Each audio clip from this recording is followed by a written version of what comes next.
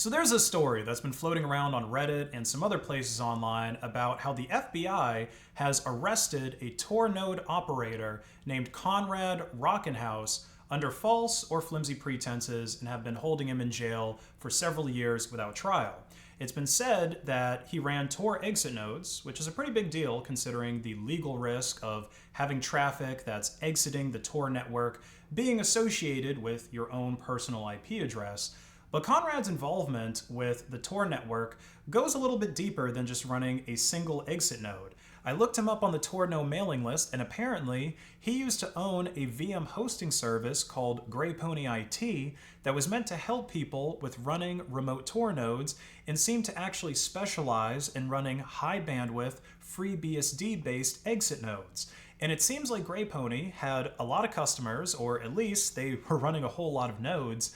At one point, GreyPony owned 4 out of 10 of the fastest exit nodes in Canada, and at another point, they owned 15 of the fastest exit nodes in Canada, as well as some of the fastest exit nodes in the United States. Now, there's quite a bit of controversy with GreyPony IT in and of itself, but what's important for the context of this here is that in 2018 and 2019, Conrad Rockenhaus probably had more individual control over high bandwidth Tor nodes on the Tor network than anybody else did, or at least any single individual.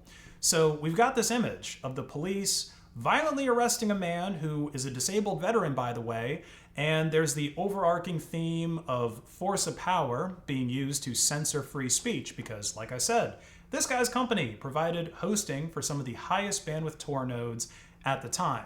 But there's more to this story because Conrad is not a completely innocent man himself. So according to court documents back in 2014, Conrad Rockenhaus worked as an infrastructure architect for an online company that provided travel booking and vacation services to customers. He got fired from this company, but his employer did not properly revoke his VPN access, so he was still able to get into the company's infrastructure, and he decided to crash some of their servers. So the company hired him back to fix this problem because they were having service outages, and while they were investigating the issue, they discovered that Conrad is the person who crashed the servers in the first place. So then they went and fired him again, and this time he physically tampered with company servers that were located in Texas in a data center somewhere close to where he was living at the time, and the damage ultimately cost the employer over $500,000 in lost revenue during the outages and including recovery costs to fix the problems. Now, Conrad had not been charged for several years after this crime was committed, but in 2019, after he had built this Tor node hosting company, he was allegedly approached by the FBI requesting his assistance in decrypting Tor traffic. And Conrad's wife claims that because he refused to cooperate with the feds in decrypting traffic, they decided to charge him with that computer fraud crime from 2014, just a few months before it would have reached the statute of limitations. Now, after getting arrested and charged, Conrad was put on pretrial release with supervision restrictions, and one of the common restrictions with computer crimes especially is that the defendant will either be banned from using computers and smartphones altogether, or their computers, phones, and other devices will need to have surveillance software installed on them to allow the state to monitor all of the defendant's online activities. And this is where things start to get really complicated. So in the court document, the U.S. pretrial officer Tiffany Ruth alleges that Conrad violated the conditions of the device monitoring program by first attempting to download Tor. Tor is a big no-no when you are under state supervision, and they could see that he visited the website for Tor to download the Tor browser, but apparently he wasn't able to actually download the browser because the monitoring software blocks that. Then later on, Conrad was successful in downloading Spice, which Ms. Ruth claimed was a Linux operating system that would knock out the monitoring software installed on Conrad's devices. And Conrad also apparently Googled NAMBLA, the North American Man-Boy Love Association, and holy shit, if you ever wanted an example of a really unfortunate search history, it's Conrad's right here. Now, according to his wife, the NAMBLA search had to do with research that Conrad was doing for an article that he was writing, which makes sense to me considering that NAMBLA as an organization hasn't been around since like 2006. It's not likely that he was going to find any CSAM from just Googling the word NAMBLA, so I don't see that alone as evidence that Conrad might be a predator like some people have been saying online. But again, when the feds are monitoring your internet activity, looking up Tor and then NAMBLA at 2 o'clock in the morning is definitely not a good look. Now, the first officer's description of SPICE is not accurate. Okay, SPICE is actually a program for graphically viewing remote virtual machines, and this clarification actually gets made in the court record by Special Agent Brett Leatherman in direct examination. And the special agent's testimony is what ultimately ends up screwing Conrad here. So Agent Leatherman explains how SPICE could potentially be used to circumvent the device monitoring on Conrad's devices because the surveillance software is just installed on the host machine, like the physical computer that Conrad is using, and not on a remote virtual machine that he may have been connecting to with the SPICE software. And the courts pretty much agreed with the allegations coming from the special agent. They stated that less than 24 hours into having his devices monitored that Conrad was trying to access Tor, and after he realized he couldn't, they think that he downloaded different software, SPICE in this case, to let him connect to a remote computer that couldn't be monitored, and then they probably believe that he downloaded Tor onto that remote VM so that he could access the dark web, which is a violation of his pretrial release. And because of this alleged violation, Conrad's supervised release was revoked, and he was taken into custody. Conrad Rockenhaus was held in jail for 3 years, and mind you, this is during COVID when criminals were being let out of jails left and right, even for violent offenses due to overcrowding, but not Conrad. He had to just sit there rotting in jail during the Great Coup. Now, fast forward to 2024, Conrad was on supervised release again, this time in Michigan, and he had a probation officer he was supposed to check in with. He had to take routine drug tests. He wasn't allowed to open additional lines of credit. And since he's released for a computer crime, he also wasn't allowed to use any devices that didn't have the monitoring software installed on them.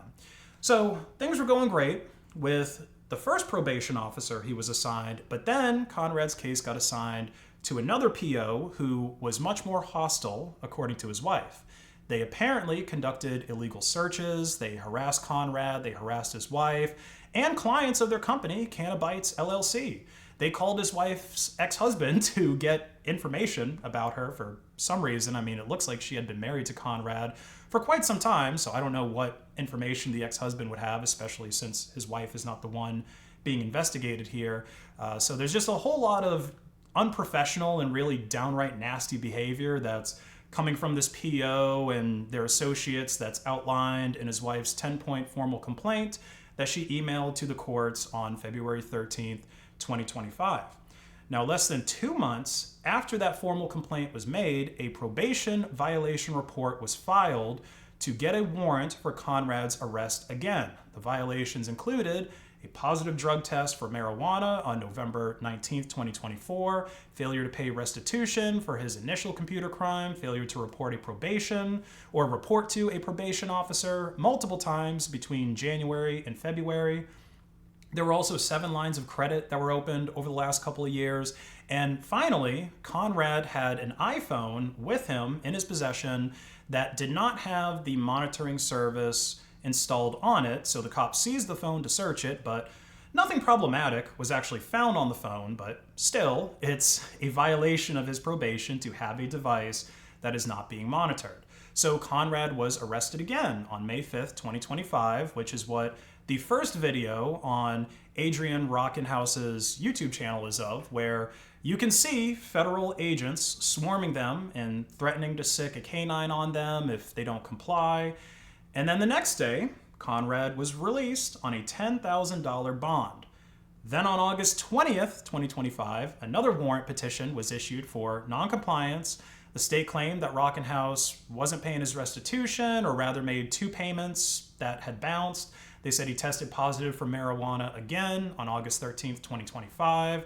And this was all during a home visit that was conducted on the same day that an officer, again, seized an iPhone 15 Pro Max and also an Apple Watch 2 at this point, which he was not authorized to have because, again, there was no monitoring software installed on them.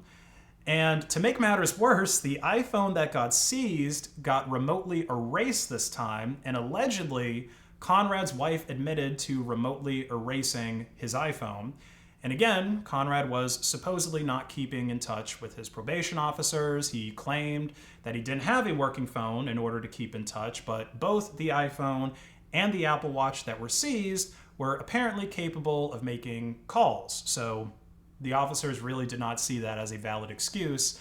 And then fast forward to September 4th, this is where we get all of those videos on his wife's channel showing a pretty violent arrest of Conrad Rockenhaus. You've got officers breaking windows, threatening to break down the door and fill the house with gas, and officers were refusing to even show the warrant that they had for Conrad's arrest, this time when they went to pick him up.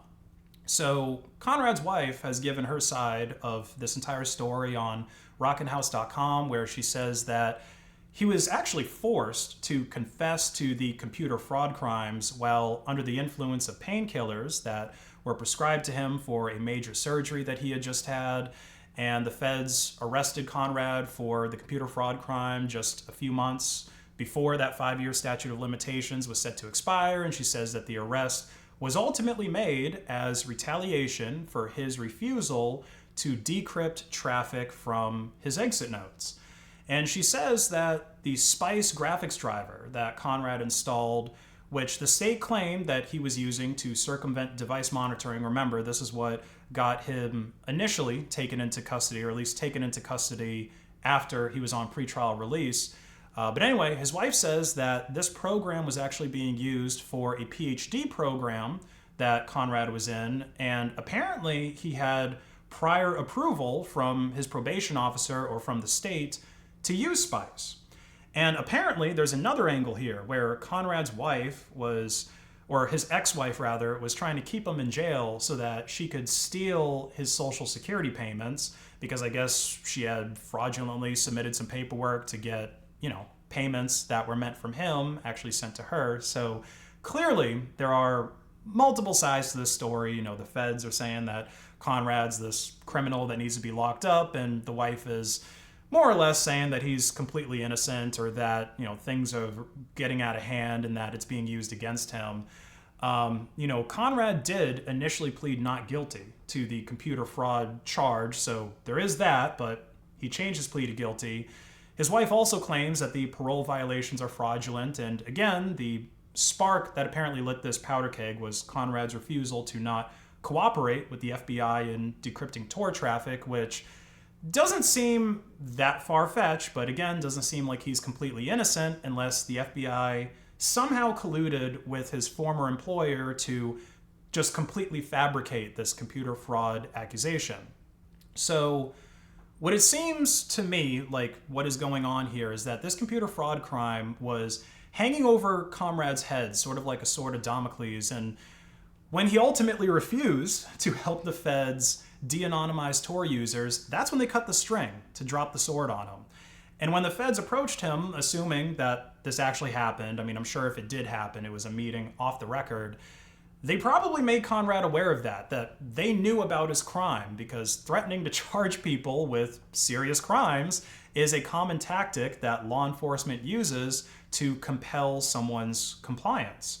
And so I think the lesson here is that if you're going to contribute to an anonymizing network or anything that the feds tend to not like, whether it be Tor, I2P, Monero nodes, or whatever, you should do your best to stay out of trouble yourself. Don't commit any misdemeanors. Don't get traffic tickets. Indefinitely, don't commit a serious computer crime against your former employer or anyone else, because The time is going to come when law enforcement gives you the choice to either turn rat, okay, to either, comply with what they're doing or let them ruin your life. And for better or worse, it seems like Conrad made the latter choice. So I really hope that Conrad actually can get his trial and ultimately be released from jail, which you would think that if the company that he hacked initially, right, the original victim in all of this, if they have some chance of getting paid restitution, there's a better chance of that happening when Conrad's not in jail, because you can't really make any money in prison. But tell me your thoughts on the Conrad Rockenhaus case in the comments below. Like and share this video to hack the algorithm, and check out my online store, based.win, where you can buy my awesome merch, like this open-based t-shirt or accessories for your phone or laptop. 10% store-wide discount when you pay with Monero XMR at checkout. Have a great rest of your day.